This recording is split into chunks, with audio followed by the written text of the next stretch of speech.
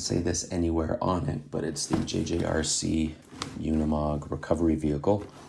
They're calling it a staunch RTR high-speed vehicle. Okay, let me get it out of the box. All right, comes in a nice clamshell with your, obviously, transmitter.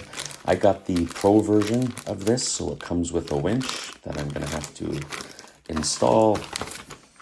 Again, charger, it's got a Mercedes logo for the front there. A few other black tidbits, I'm assuming mirrors and all that stuff on the side. A manual and a bunch of what I think are pretty cool stickers. Okay, let me get it out of this. Okay. There you have your connection. So it's one of those little red ones.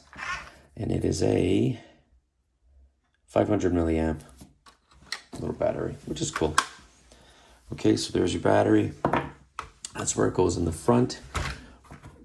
It comes with, or I got the Pro version, so it comes with a winch. There's a little switch up there, and you can see the wires and the connector.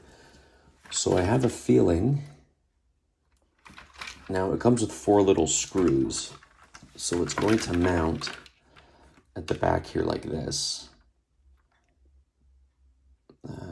Yeah, something like that. Okay.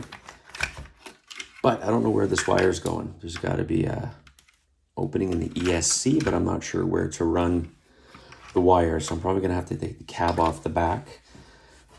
These come unpainted, the rear view mirrors. So I've got my chrome pen, so I'm going to paint them.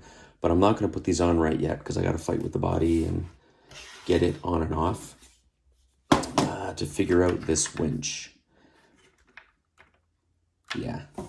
And these are the, no, I don't know if I'm going to have to, these are the new tires I got for it in wheels. So I think that's going to make it look really cool. I might have a bit of an issue with the little fender thing. I might have to shave that off a bit. I don't know yet. On the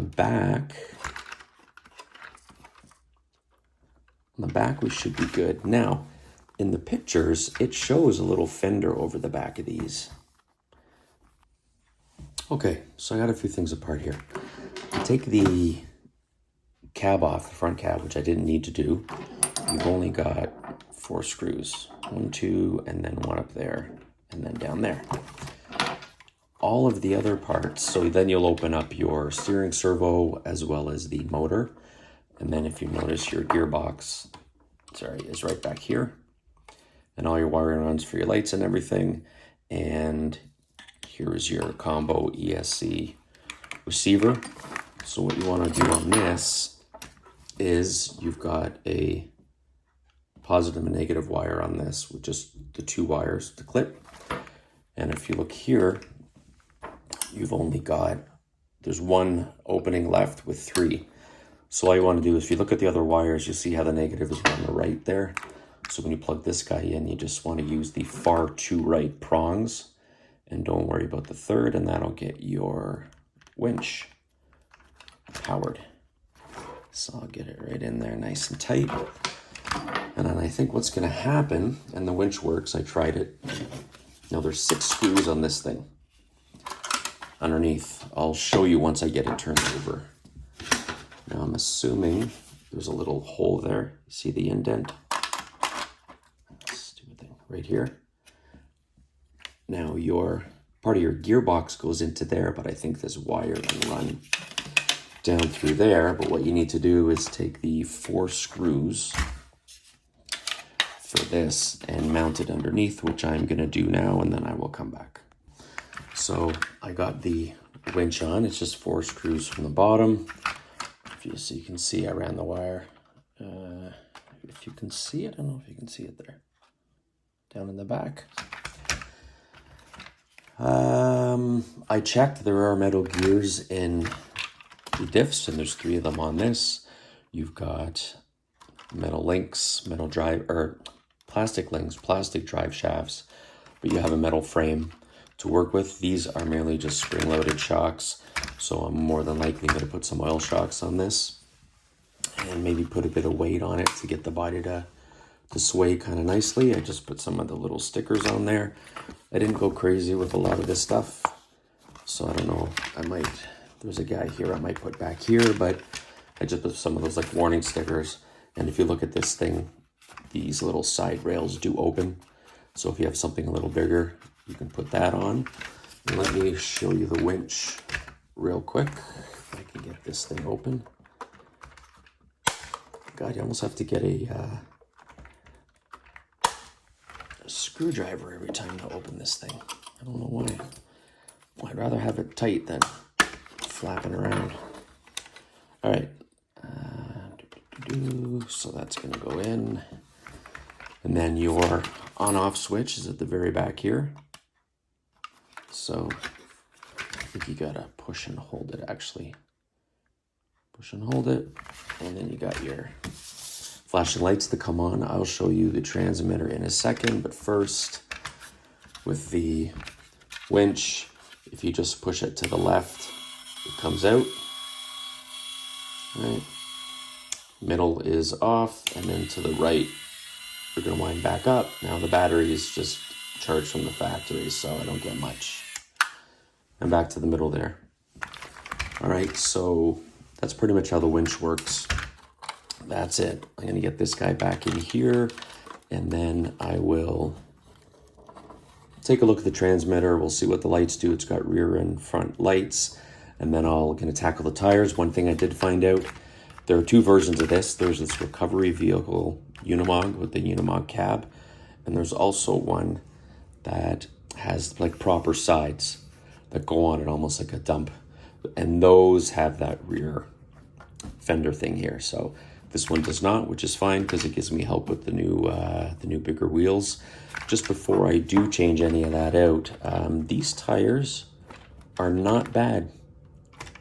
They're softer than I thought they were going to be honest with you. So if somebody wanted to buy this, and they are 62 by 23, the new ones I have are 70. What are the size on these again? Hang on a sec. No, these are, 70 by 27. So I've got about 8 millimeters more. So I don't know what that's going to do to the front here and my turning and all that. Again, I might have to shave off a bit of that little inner fender there. But on the back, I'm pretty sure they're going to work perfectly fine. Nothing to obstruct. But anyways, let's see how it goes. So let me get the batteries in my transmitter. You can see the transmitter here. It's basically got your steering trim, a steering dual rate, which is awesome. A lot of these quote-unquote budget crawlers, you don't get a dual rate on your steering. And then it's got a speed switch because it's a 370 motor, I believe. It's a 370 with a, let me double check, motor on here.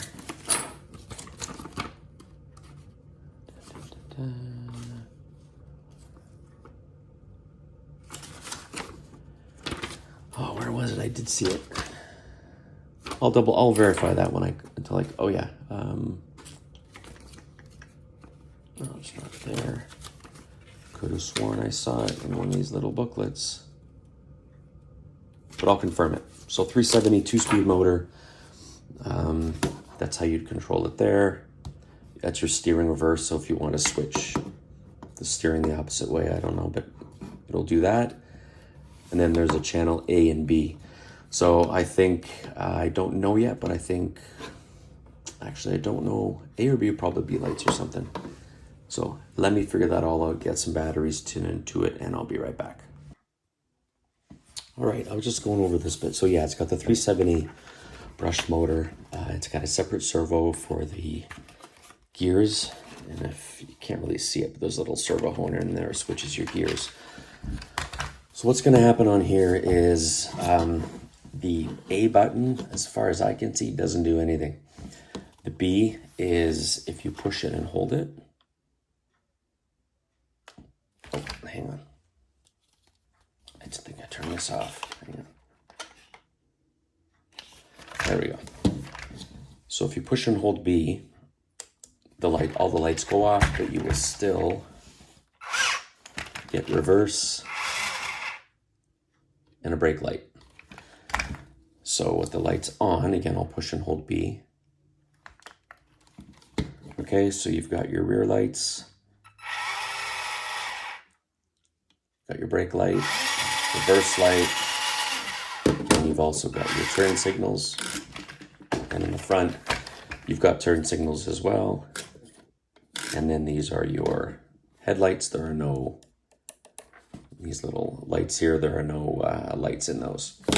Okay, so even though the A switch does nothing, your B switch also controls your gears. So let me turn the lights off. And what I found out is I looked it up, and this speed button here, basically it's like a dual speed rate.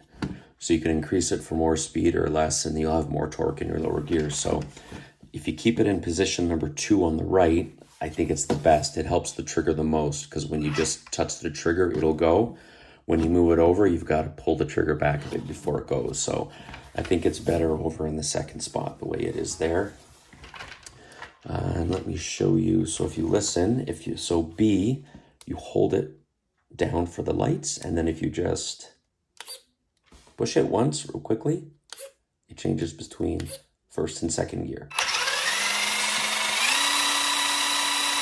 So there's second gear, and I think this thing's got some speed. And then here's first gear. It's slower, and if you look at the air, so that's where you're gonna go. It's not the slowest in the world, but that is fine with me. Yeah, so 370 motor, it's got bearings all throughout. Again, metal gears. I looked up a shot of the gearbox, and it shows metal gears in there as well. Outside of that, on switch on the back, like I said, plastic on the bottom. That's it. I showed you the winch is on there. Now this bed doesn't raise or lift or anything, but I think I might figure out some sort of ramps to put on there. I threw on a couple more stickers, so let me go and see what I can do with the wheels. So I'll do one side, so there's the old wheels, and when I come back, I'll have a new set of wheels on the other side. And it's also got a nice detailed interior. I don't know how much of that you can see in there. So I think I'll have to cut somebody's legs off, but I think I'll throw a driver in there at some point. So give me 2 seconds to get these cool new wheels on here, and hopefully I don't have any real issues with rubbing, because they are bigger in general, but these are the Axe Speed tires that I got off of AliExpress. And again, they're 70 millimeters, and these are the stock are 62. So I think these wheels look toyish on it. If they were black, it might be a little bit of a different story, but you can tell they're like a painted chrome. So I think changing the wheels is totally going to change the look of this thing. I've got some brass rings in here, so what I'll do is I'm going to get my scale when I take the wheels off, and I'll do a measurement thing as well. So give me a second for that. Let me get a set of wheels on, and then we'll figure out weights and all that, and we'll go from there. Hang on. Okay, so old tires and wheels, new tires and wheels. Gives it, if you can see, a little more height. So obviously if there's about a 6 millimeter difference and 6 millimeters more, I wanted to look at the steering and see. So we're okay, I think, on the front. And if I do so there you go. So if you look at the tires, you can see the dual rate change. So there's with the dual rate all the way down. If I turn it all the way up, you get some pretty decent steering on this thing. I've got a feeling this thing's gonna rub. So I'm gonna have to shave this off, but as it stands now, I think these wheels look fantastic on this. It totally changes the look of it. And I weighed the wheels. Turn that off real quick. And I've got about 216 more grams on the bottom of this chuck than stock. So if we really go here, I think you can see the numbers there. If I do that one, we're at 21. And if I do this one, we're at, they range, when I put all the others on, they were about 56. 56, and these were coming up as 20 when I first did it. 21. Okay, so maybe just over a little over 200 grams more on the bottom of this thing, which I think is going to help it. I think these tires in themselves are going to help it, and I just think they look so cool on this. And just so everybody knows, here are the brass rings I put in the wheels because I have extra tires. I order them. They're the 1.3 inch from Endura. So give some nice weight to the bottom of this thing, especially having the 6 wheels on it. Okay, so I'm going to take this for a drive at some point because I really have a concern with that back fender. Now, what I could do is, I could just take the fender off, but I don't think that would look very good. I think it would look better with it. So I might take them off, shave whatever's here down and around it, and hopefully that'll help with the tires. Now I am going to throw some oil shocks on it, so I have to measure these shocks. I could always get, now I don't want to make this too high, but I could always get a little bit of a longer shock to give me a few millimeters and then help with that. But here it is for now. I'll get it out first to make some trail videos of it and figure out what I'm going to carry on the back of it. When I do go, I won't have something on there all the time, but it's got the nice little, has a couple wheel chocks there to hold something on. I'll obviously try the winch out. I've never had a winch before. You can see the mirrors that I painted chrome, I guess, yeah. So they turned out decent. And I think that's it for this guy. 372 speed, I went through all that, the stuff underneath.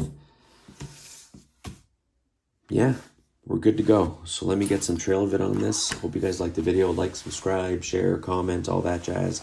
And I'll definitely get out in the next few days and get some footage with this thing. And then I'll take a look at the shocks, and it's not too bad. So you know what I might do? I might just see how it runs with these shocks on it and go from there with the extra weight on the bottom, and I'll see if I need to change them out.